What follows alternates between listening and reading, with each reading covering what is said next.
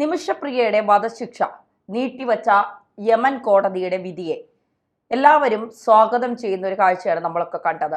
Indian സർക്കാർ, കാന്തപുരം, ഉമ്മൻചാണ്ടിയുടെ മകൻ ചാണ്ടി ഉമ്മൻ, ഗവർണർ, അങ്ങനെ പല തരത്തിലുള്ള മതപണ്ഡിതന്മാർ, ഇന്ത്യൻ സർക്കാർ വ്യക്തികളൊക്കെ ഇതിൽ ഇടപെട്ടുകൊണ്ടാണ് ഒടുവിൽ കാന്തപുരത്തിന്റെ ഇടപെടൽ നിർണായകമായി. പിന്നീട് നിമിഷപ്രിയയുടെ വധശിക്ഷ ഇന്ന് ജൂലൈ 16 വധശിക്ഷ നടപ്പാക്കാൻ വച്ചിരുന്ന തീയതി. ഇത് മാറ്റിവെച്ചുകൊണ്ട് ഒരു നിർണായകമായ തീരുമാനം യമൻ സർക്കാരിന്റെ ഭാഗത്തു നിന്നുണ്ടായി. കുടുംബം ദയാധനം വാങ്ങാൻ തയ്യാറാകുമോ എന്നുള്ളതാണ് ഇനി അടുത്ത ചോദ്യം. അങ്ങനെ തയ്യാറായാൽ എത്ര രൂപയാകാം അവർ ചോദിക്കുന്നത് എന്നൊക്കെയുള്ള വലിയ ചോദ്യങ്ങൾ ഇവിടെയുണ്ട്. ഒരുവിധം എല്ലാവരും ഈ വിധിയെ സ്വാഗതം ചെയ്യുകയാണ് ചെയ്തത്. പക്ഷേ ഇന്നലെ തന്നെ കുറെ മലയാളികൾ കമന്റിലൂടെയൊക്കെ ചോദിക്കുകയുണ്ടായി, വിദേശ രാജ്യങ്ങളിൽ എത്രയോ കേസിൽപ്പെട്ട പല മലയാളികളടക്കം അവിടെ ജയിലിൽ കിടക്കുന്നുണ്ട്. അവരെയൊക്കെ രക്ഷപ്പെടുത്താൻ ഇവിടെ ആരും രംഗത്തിറങ്ങുന്നതോ ആക്ഷൻ കൗൺസിലുമായി രംഗത്ത് വരുന്നതോ ഒന്നും നമ്മൾ ആരും കണ്ടിട്ടില്ല. എന്തിനാണ് ഈ കൊടും ക്രൂരത ചെയ്ത ഒരാൾക്ക് വേണ്ടി ഇത്രത്തോളം പണസമാഹരണം നടത്തുന്നതും ഈ സർക്കാരുകളൊക്കെ ഇടപെടുന്നതും എന്നൊക്കെയുള്ള രീതിയിൽ ഇന്നലെ അത്തരം ചില കമന്റുകളൊക്കെ നമ്മളുടെ ശ്രദ്ധയിൽപ്പെട്ടിരുന്നു. നമ്മൾ പ്രേക്ഷകരുടെ മുന്നിലേക്ക് അവതരിപ്പിക്കുകയും ചെയ്തിരുന്നു. ഇപ്പോ ശ്രീജിത്ത് പണിക്കരാണ്. ശ്രീജിത്ത് പണിക്കർ നമുക്കറിയാം, നിഷ്പക്ഷമായ കാര്യങ്ങൾ അവതരിപ്പിക്കുന്ന ഒരാളാണ് ശ്രീജിത്ത് പണിക്കർ. പലപ്പോഴും BJP-കാരനായൊക്കെ ശ്രീജിത്ത് പണിക്കരെ പലരും വാഴ്ത്തപ്പെടുന്നുണ്ടെങ്കിൽ പോലും ശ്രീജിത്ത് പണിക്കർ അങ്ങനെയല്ല. BJP-ക്കെതിരെയും ഒക്കെ അദ്ദേഹം കടുത്ത വിമർശനം നടത്തുന്ന ഒരാൾ തന്നെയാണ്. ശ്രീജിത്ത് പണിക്കർ പറയുന്നത്, അതേ ഒരു പോസ്റ്റിലൂടെയാണ് നിമിഷപ്രിയയ്ക്ക് മാപ്പ് നൽകരുത്, നിമിഷപ്രിയ ചെയ്ത തെറ്റിന് തൂക്കിലേറ്റുക തന്നെ വേണം എന്നുള്ള നിലപാട് സ്വീകരിച്ചിരിക്കുന്നത്. അദ്ദേഹത്തിന്റെ പോസ്റ്റ് ഇങ്ങനെയാണ്. ശ്രീജിത്ത് പണിക്കരുടെ പോസ്റ്റ് ഇങ്ങനെയാണ്: ഇന്നാട്ടിലും വിദേശത്തും കൊലക്കേസിൽ ജയിലിൽ കിടക്കുന്നവരോടും വധശിക്ഷ കാത്തു കിടക്കുന്നവരോടും നിങ്ങൾക്ക് ഇതേ അനുകമ്പയുണ്ടോ? നിമിഷപ്രിയ ചെയ്തത് ചെറിയ കുറ്റമല്ല.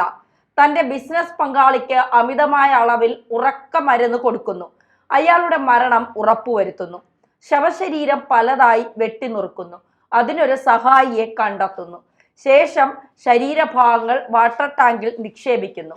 അവർക്ക് അവരുടേതായ ന്യായങ്ങൾ കാണും.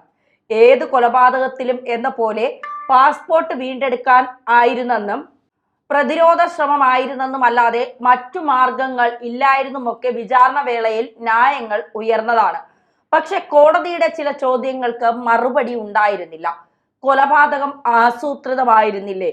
ഉറക്കമരുന്ന് അമിതമായി കൊടുത്തത് പ്രതിരോധമാണോ? ശരീരം വെട്ടിമുറിച്ച് തെളിവ് നശിപ്പിക്കാൻ ശ്രമിച്ചത് എന്തിനാണ്? ഇവിടെ കുറ്റം ചെയ്തില്ലെന്ന് പ്രതി പറയുന്നില്ല. കൊല്ലപ്പെട്ടയാളിന്റെ കുടുംബത്തിന്റെ മാപ്പാണ് ആഗ്രഹിക്കുന്നത്. എന്തിനാണ് മാപ്പ്? അവരുടെ ഒരാളെ ക്രൂരമായി കൊന്നതിന്, ശവശരീരത്തെയും അപമാനിച്ചതിന് ഇപ്പോൾ നടക്കുന്നത് ന്യായമെന്ന ചിന്ത എനിക്കില്ല. അങ്ങനെ ആയിരുന്നെങ്കിൽ എന്തുകൊണ്ട് ഇതേ സമീപനം ഇവിടെ ജയിലിൽ കിടക്കുന്നവരോട് നാം കാട്ടുന്നില്ല? ഒരു രാജ്യം, പൊതുപ്രവർത്തകർ, മതമേലധ്യക്ഷർ ഒക്കെ എന്തിന് ഒരു കുറ്റവാളിയെ സ്വതന്ത്രയാക്കാൻ ശ്രമിക്കണം? എന്റെ നീതിബോധം ഒരു കൊടും ക്രൂരകൃത്യത്തെ ന്യായീകരിക്കുന്നതല്ല. പ്രതിരോധ ശ്രമം എന്ന വാദം തെളിയിക്കാൻ കഴിയില്ല എന്നതും ഈ കേസിലെ പ്രധാന വിഷയമാണ്. ചെറിയൊരു കാര്യം ഓർമ്മിപ്പിക്കാം. സ്വന്തം രാജ്യത്തിന്റെ നിയമപ്രകാരവും അന്താരാഷ്ട്ര നിയമപ്രകാരവും ചെയ്തത് തെറ്റല്ല എന്ന് തെളിഞ്ഞിട്ടും ഇന്ത്യൻ കോടതിയുടെയും അന്താരാഷ്ട്ര കോടതിയുടെയും സംരക്ഷണം ഉണ്ടായിട്ടും ഇറ്റാലിയൻ നാവികരെ അവരുടെ നാട്ടിലേക്ക് വിട്ടയച്ചതിനെ എതിർത്തവർ തന്നെയല്ലേ നമ്മളിൽ പലരും. കാന്തപുരത്തിന് പകരം നരേന്ദ്രമോദി നേരിട്ടിടപെട്ടാണ് നിമിഷപ്രിയയുടെ വധശിക്ഷ മരവിപ്പിച്ചത് എങ്കിൽ താങ്കൾ ഇങ്ങനെ ഒരു പോസ്റ്റ് ഇടില്ലായിരുന്നു എന്ന് 100% ഉറപ്പെന്ന കമന്റിനും ശ്രീജിത്ത് പണിക്കർ മറുപടി നൽകി. തെറ്റ്.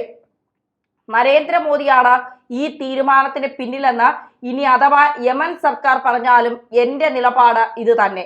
കാന്തപുരം കാട്ടിയത് നല്ല മനസ്സ്. ഞാൻ പറഞ്ഞത് ഇതിലെ നിയമ പ്രശ്നമാണ്. ആസൂത്രിത കൊലപാതകം, മൃതദേഹം വികൃതമാക്കൽ, മറവു ചെയ്ത് തെളിവ് നശിപ്പിക്കൽ, നിരപരാധിയല്ല മോചിപ്പിക്കുന്നത് എന്നറിയുമോ? സോറി, അത് മോദി ആയാലും ആരായാലും എന്റെ നിലപാടിൽ മാറ്റമില്ല. ഇതാണ് ശ്രീജിത്ത് പണിക്കർ ഫേസ്ബുക്കിലൂടെ പങ്കുവച്ചിരിക്കുന്ന പോസ്റ്റ്. സത്യത്തിൽ ഇന്നലെ കുറെ പേർ അത്തരത്തിൽ ചില കമന്റുകളുണ്ട്. അങ്ങനെയാണ് എങ്കിൽ ഇവിടെ ഗ്രീഷ്മയും കഷായം ഗ്രീഷ്മ എന്ന് നമ്മൾ പരിഹസിച്ച് വിളിക്കുന്ന ഭീഷ്മയും ഇവിടെ പിന്നെ അവളുടെ ജീവിതം നശിപ്പിക്കുമെന്ന് പറഞ്ഞ അതൊരു പ്രതിരോധ ശ്രമമായ കൊലപാതകമായിരുന്നില്ലേ എന്ന് ചോദിക്കാം.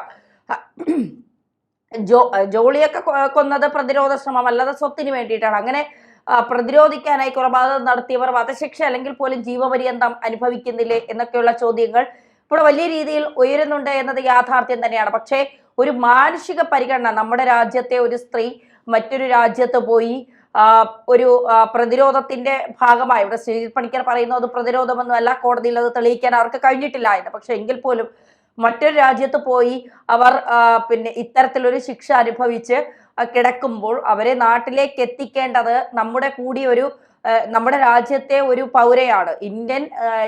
ഇന്ത്യയിൽ ജനിച്ചു വളർന്ന ഒരു സ്ത്രീയാണ് അവർ. അപ്പോൾ അവർ മറ്റൊരു രാജ്യത്ത് പോയി ഒരു വധശിക്ഷയ്ക്ക് വിധേയമാക്കപ്പെടുന്നു, നമുക്കൊന്നും ചെയ്യാൻ കഴിയാതെ നമ്മൾ നോക്കി നിൽക്കുന്നു എന്നൊക്കെ പറയുമ്പോൾ സ്വാഭാവികമായും നമുക്കും അതിൽ ചില പ്രശ്നങ്ങൾ ഉണ്ടാകാം. ഇപ്പോൾ ഇന്ത്യ തന്നെ പറഞ്ഞു, ഇന്ത്യക്ക് നയതന്ത്രപരമായ യമനിൽ ബന്ധമില്ല, അതുകൊണ്ടാണ് ഈ സൂഫി ആളുകളുമായി ഈ കാന്തപുരം സംസാരിച്ചതും പിന്നീട് അതിൽ പ്രതീക്ഷ അർപ്പിച്ചതും പിന്നീട് ഈ പിന്നെ എന്താ പറയുക വധശിക്ഷ നീട്ടിവെച്ചതും ഒക്കെ ചെയ്തത്. പക്ഷേ എങ്കിൽ പോലും ചിലരുടെ ചോദ്യങ്ങൾ അങ്ങനെയാണ്. എന്തുകൊണ്ടാണ് ഗൾഫിലൊക്കെ 2 ലക്ഷം രൂപ മാത്രം അടച്ചാൽ പുറത്തിറങ്ങാൻ കഴിയുന്ന ഒരുപാട് ആളുകൾ ജയിലിൽ കിടക്കുന്നുണ്ട്. പല ഈ ട്രാഫിക് നിയമങ്ങൾ ലംഘിച്ചതിനും ചെറിയ ചെറിയ കുറ്റങ്ങളൊക്കെ ചെയ്തതിനും ഒക്കെ ഒരുപാട്, ദുബായിൽ മാത്രമല്ല പല ജയിലുകളിലും പല മലയാളികളും കിടക്കുന്നുണ്ട്. അവരെയൊക്കെ പുറത്തിറക്കാൻ എന്തുകൊണ്ട് ഇവിടെ ആരും ശ്രമം നടത്തുന്നില്ല എന്നുള്ളൊരു വലിയ ചോദ്യമുണ്ട്. നമ്മളിപ്പോ വിദേശത്ത്